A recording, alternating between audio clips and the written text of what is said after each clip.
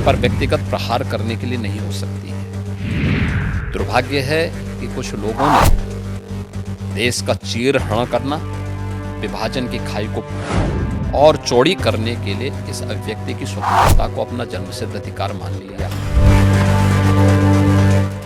कर्नाटक सरकार के द्वारा धर्म के आधार पर आरक्षण। इन दिनों देश में मुस्लिमों के आरक्षण और कॉमेडियन कुणाल कामरा को लेकर विवाद उठे हुए हैं। इसी संदर्भ में उत्तर प्रदेश के मुख्यमंत्री योगी आदित्यनाथ ने अपनी प्रतिक्रिया व्यक्त की। उन्होंने इन मुद्दों पर टिप्पणी करते हुए कांग्रेस पार्टी पर तीखा हमला बोला।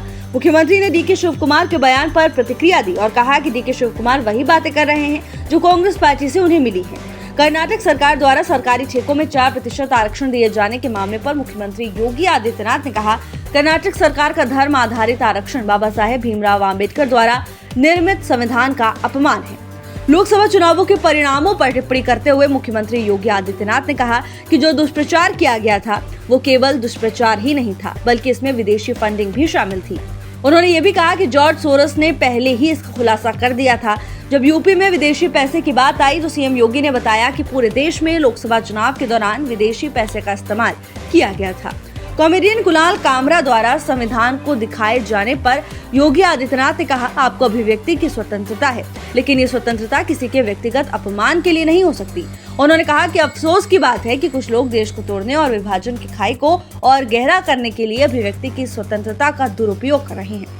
सीएम योगी आदित्यनाथ ने एक पॉडकास्ट में ये बातें कही। आपके अभिव्यक्ति की स्वतंत्रता किसी दूसरे पर व्यक्तिगत प्रहार करने के लिए नहीं हो सकती है। दुर्भाग्य है कि कुछ लोगों ने देश का चीरहरण करना, विभाजन की खाई को और चौड़ी करने के लिए इस अभिव्यक्ति की स्वतंत्रता को अपना जन्मसिद्ध अधिकार मान लिया है। कर्नाटक सरकार के द्वारा धर्म के आधार पर आरक्षण 1976 में क्या नहीं किया था इन्होंने संविधान के साथ में दुष्प्रचार किया था, और ये दुष्प्रचार ही नहीं किया था, विदेशी पैसे भी इसमें इन्वॉल्व थे। जॉर्ज सोरोस ने तो बहुत पहले इसकी घोषणा कर दी थी। मैं कह रहा हूं पूरे देश में विदेशी पैसा इन्वॉल्व था लोकसभा चुनाव के दौरान। उल्लेखनीय है कि बीजेपी पिछले कुछ समय से अमेरिकी उद्योगपति जॉर्ज सोरोस के नाम का हवाला देकर कांग्रेस पर आरोप लगाती रही है। दिसंबर 2024 में बीजेपी के राज्यसभा सांसद सुधांशु त्रिवेदी ने एक प्रेस कॉन्फ्रेंस में भी आरोप लगाया था कि कांग्रेस की वरिष्ठ नेता सोनिया गांधी का forum for democratic leaders of Asia Pacific से संबंध है।